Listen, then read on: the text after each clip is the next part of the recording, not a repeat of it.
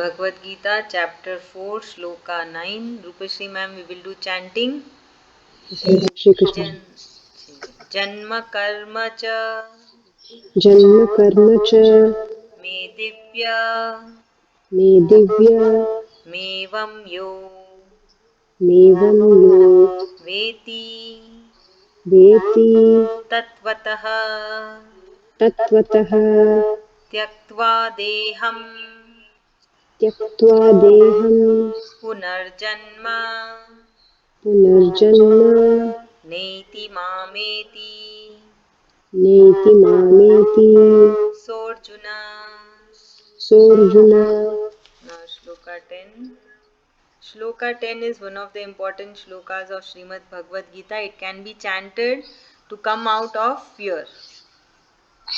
Vitaraga Vitaraga Bhaya Krodha bhaya krodha Manmaya manmaya Mamupashritah mamupashritah Bahavo बहवो Jnanatapasa ज्ञानतपसा Puta Madbhava पूता मद्भावा Magatah.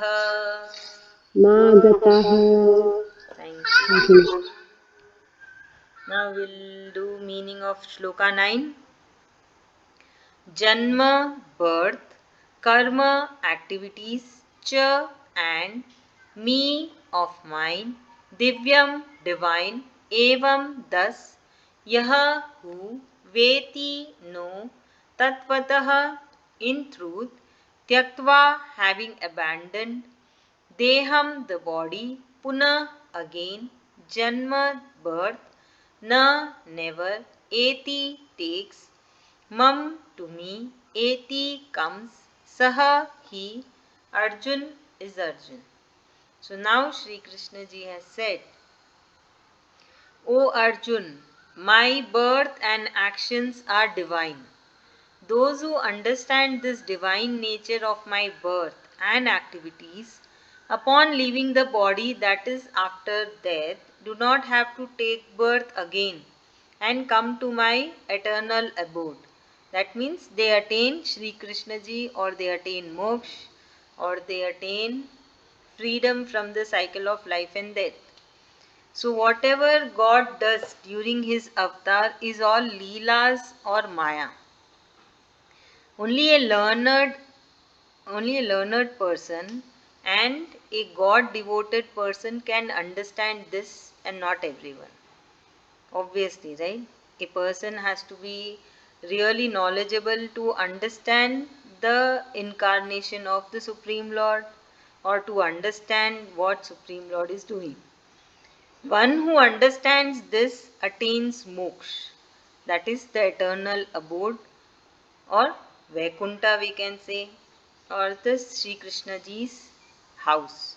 So we don't call God's house, we say abode, and gets Lord Sri Krishna himself. So meaning the person's soul goes to Lord Sri Krishna's soul and does not take rebirth again over here. So basically Sri Krishna ji is saying that when Sri Krishna ji comes down on earth, and whatever he does, and this thing is being understood by any other person, that learned person or a wise person or a God devotee person, if understands everything, then that person's soul will attain moksha after the body dies. So that soul gets moksha and no need to come again on this earth to take rebirth. So it's a very simple. Yes, Akriti? Huh? It's very simple. Yeah. It's nothing there. Okay.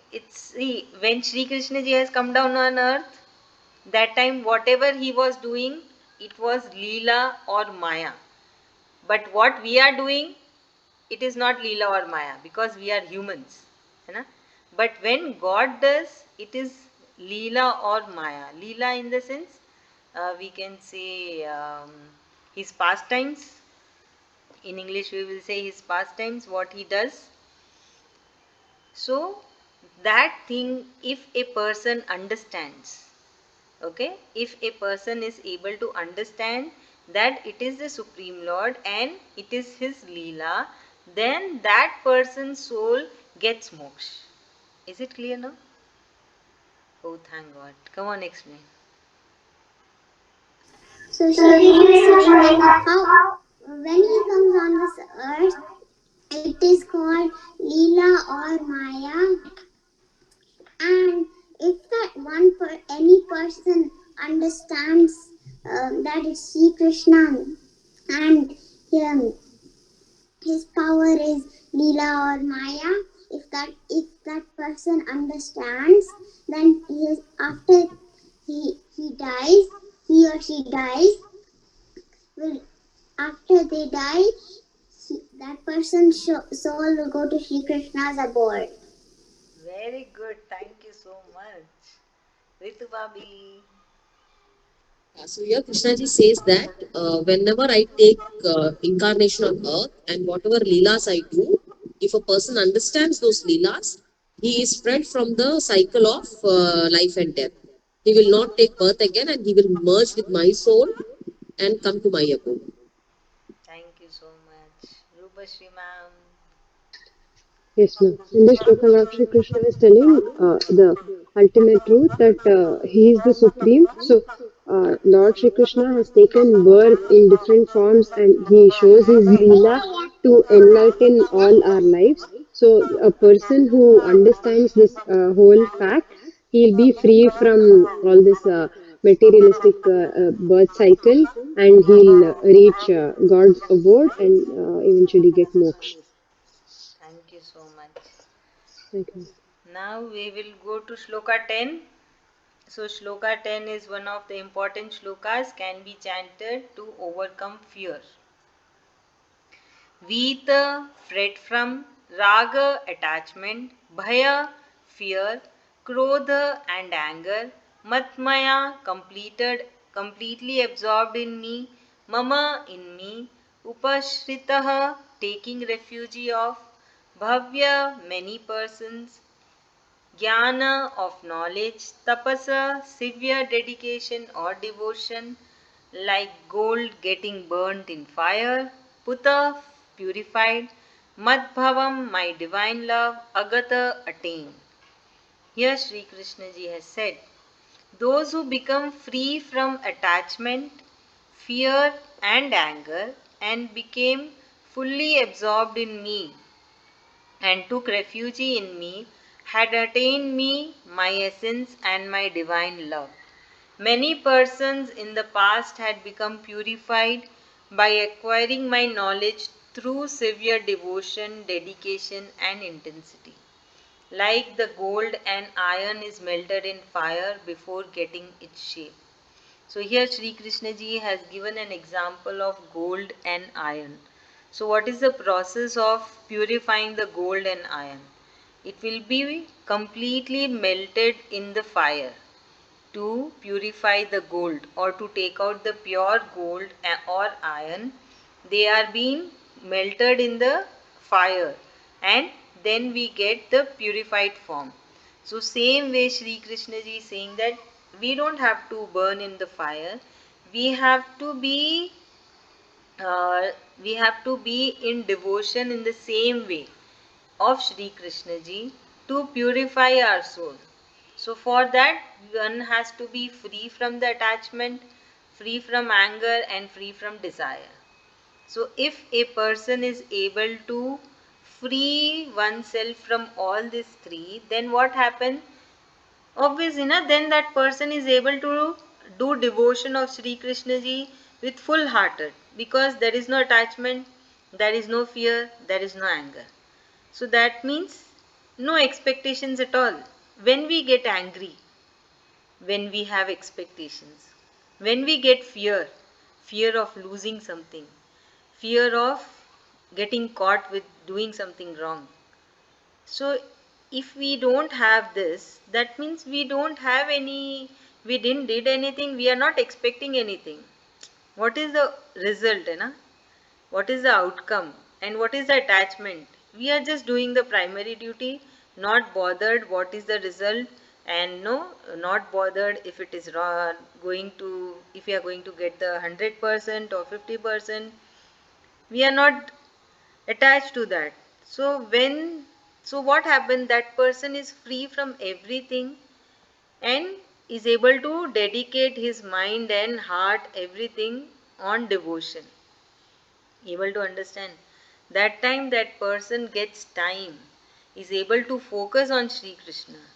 If one is attached, how will that person focus on Sri Krishna ji? Because then that person will be doing so many things, you know. He will have the fear, he will have the anger. Okay, I have planned this way and things are not work out. What happened? Anger comes immediately, right? I have planned that I have to go out, but I'm not able to go out. So what happens? The person get irritated, angry, frustrated. So that is the reason that person is not able to do devotion, because it's already occupied with someone, something else. That is the reason Sri Krishna ji is saying that if a person is free from all these things, then that person is completely absorbed in Sri Krishna ji, like gold or iron which is being purified in the fire. And what happens? The result, still you get some result, that the soul is purified and that person will get moksha. Will you understand? And one more thing, not to this shloka, in Kalyug, humans have a boon that they can easily attain moksha just by doing devotion, just by doing chanting the shlokas of Srimad Bhagwad Gita. No need to do strict devotions like the sages used to do in olden days. They used to no, they used to do tap for thousands and thousands of years. Then only they used to get moksha. But in Kali Yuga, humans don't have to do for thousands of years. In their lifespan itself, if they do with pure devotion, if they do the chanting of Sri Krishna ji, if they remember Sri Krishna ji, then easily they get moksha in this life itself.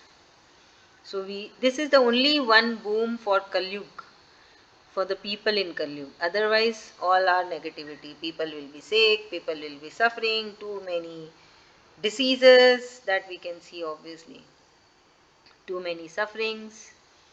So one should utilize this boon and try to be devotee of Sri Krishna ji, chant the shlokas. Okay, so this is what is the teaching of this shloka, that free from attachment, fear and anger and be absorbed in Sri Krishna ji. Rupashri ma'am. Yes, ma'am. In this shloka, Lord Shri Krishna is telling like how to purify the soul. So likewise, gold or silver gets purified like by burning it in hot fire, and then only we get the purified form of it. The soul has to go through different things, like it has to experience free from the inclination towards attachment, anger and all which we have. So to go through that, Krishna is like testing us and giving us different situations wherein we need to get rid of that attachment and everything which we get attached to things here in Kali Yuga. So, and it is in Kali Yuga, it's easier compared to other yugas to attain moksha. By just doing devotion, we can get moksha, instead of like in other yugas we had to do like penance for like thousands of years. So it is that easy and simple, but we need to put in our effort to just perform true devotion, and we'll be able to attain moksha. Thank you, ma'am. Thank Thank you you. so much. Ritu Babi. Shloka, Krishnaji says that A soul which is free from fear, anger, and desires, only that soul can attain me, can achieve me, because that soul only will be pure enough, just like metal is heated in high heat. So when a soul is free from all these vices, then only he can come and attain me. So he's trying to say why a soul should be pure, and if it is pure, what will be the result. Thank you so much. Akriti.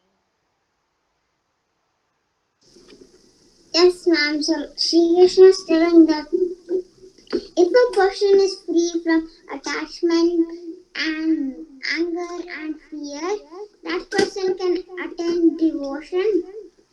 Just like that, he's giving an example of iron and gold melting in the fire.